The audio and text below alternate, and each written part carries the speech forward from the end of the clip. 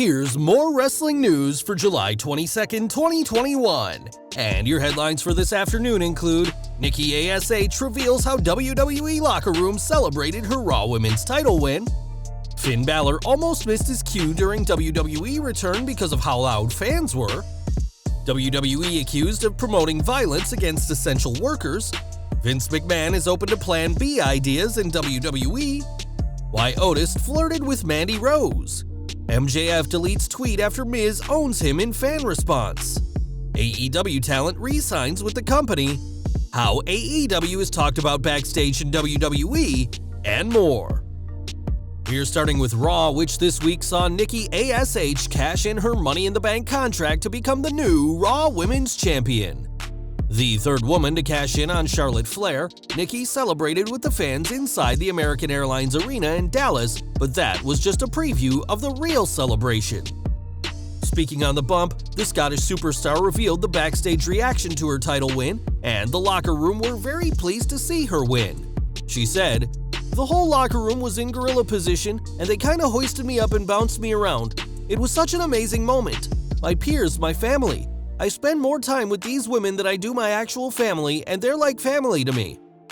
Nikki added that Sarah Schreiber and fellow superhero Shane the Hurricane Helms were the first to congratulate her, and we'll have to see how long Nikki can keep the gold after the biggest win of her career this past Monday.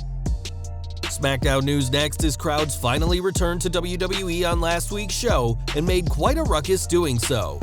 The first SmackDown in over 18 months with a live crowd, it's not hard to see why the fans were loud, and that nearly caused a major problem for Finn Balor. On the bump, Balor, who returned to SmackDown on last week's show too, discussed how the roar from the crowd nearly derailed his return. "They were sending me up from Gorilla, going, 'Finn, go, go, go.' I'm like, 'I can't hear my music, I can't hear my music.' They were like, 'It's playing.'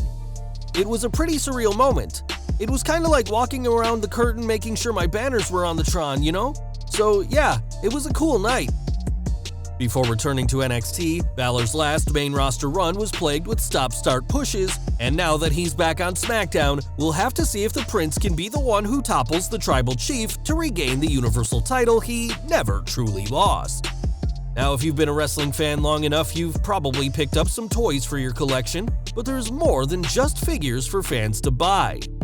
Right now, one popular toy from WWE is the Wreckin' Slambulance, which allows fans to recreate ambulance matches, and there's been some backlash to this new toy.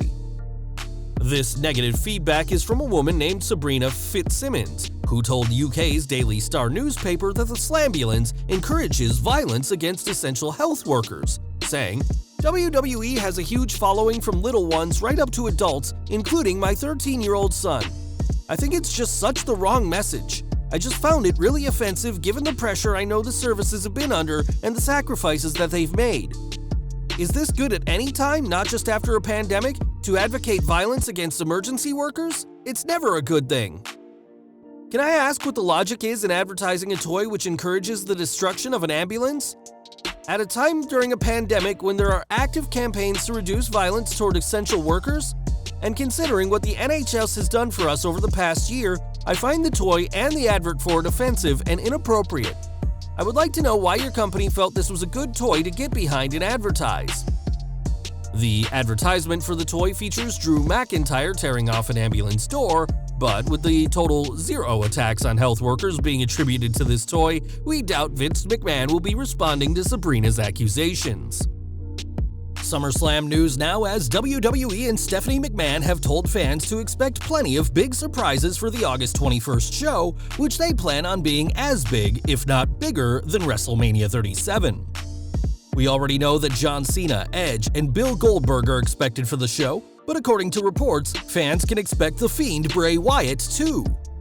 Wyatt hasn't been seen since the Raw after WrestleMania 37, 24 hours after he lost to Randy Orton at the WrestleMania Night 2 opener thanks to Alexa Bliss. In his absence, rumors have persisted about his return, and it's reported that SummerSlam will be when the former Universal Champion marks his return. Bray himself has even teased some involvement, liking a tweet from WWE promoting the event, which will air from Allegiant Stadium. At this time, WWE is thinking of several scenarios to justify his return to TV, And one option being considered would see The Fiend get involved in the WWE Championship match between Bobby Lashley and Goldberg, which is a likely option. The proposed plan is for Wyatt to appear after attacking the winner, who is expected to be the almighty Lashley. Obviously, WWE wouldn't let Wyatt cost Lashley his match and as a result make Goldberg champion again. With fans returning to arenas and the rumors of Daniel Bryan and CM Punk joining AEW, WWE wouldn't want to make the huge mistake of making Goldberg champion, especially as after the SummerSlam bout, the Hall of Famer will have completed his contracted 2 matches a year schedule. It's far safer for WWE to have Lashley retain and be confronted by The Fiend after the match, as this would be a fresh feud for fans to look forward to between 2 very different styles. Another option being considered is for Wyatt to return to SmackDown and feud with Finn Balor, continuing their 2019 feud, which culminated with Finn leaving the main roster and renewing his career in NXT. In his time away, Balor reinvented himself and regained the NXT Championship, and a more driven Balor could make for an excellent first feud for the returning Wyatt. Of course, all ideas proposed need to be given the green light by Vince McMahon, but what we do know is that Wyatt's absence isn't a problem for the man himself. That's according to PW Insider, who reported back in June, "We are told Wyatt has purposely been kept off TV. It's not a case of he has heat for anything, as he is well liked. The Randy Orton match, we are told, went 100% exactly as planned."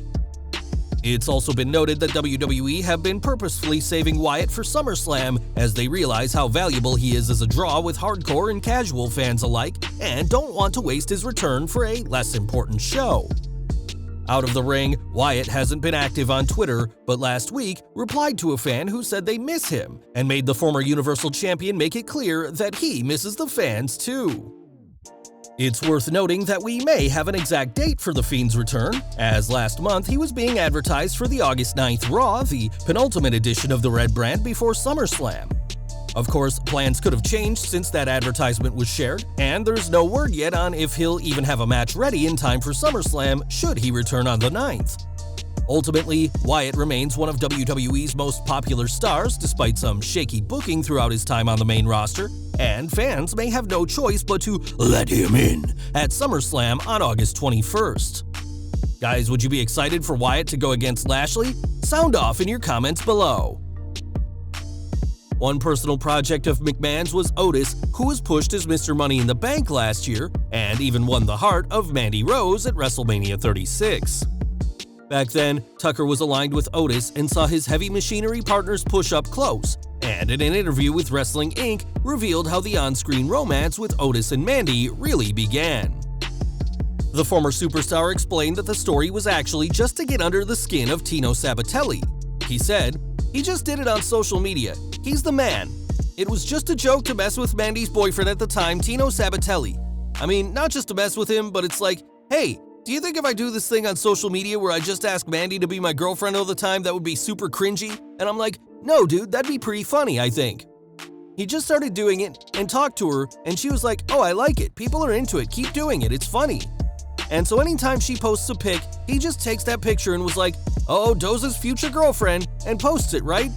It just started getting over and became a WrestleMania match. Take your shot, baby. Mandy and Otis's romance was dropped when they went to separate brands, and with Rose now in NXT and Otis a heel on SmackDown with Chad Gable, don't expect a reunion from these former star-crossed lovers.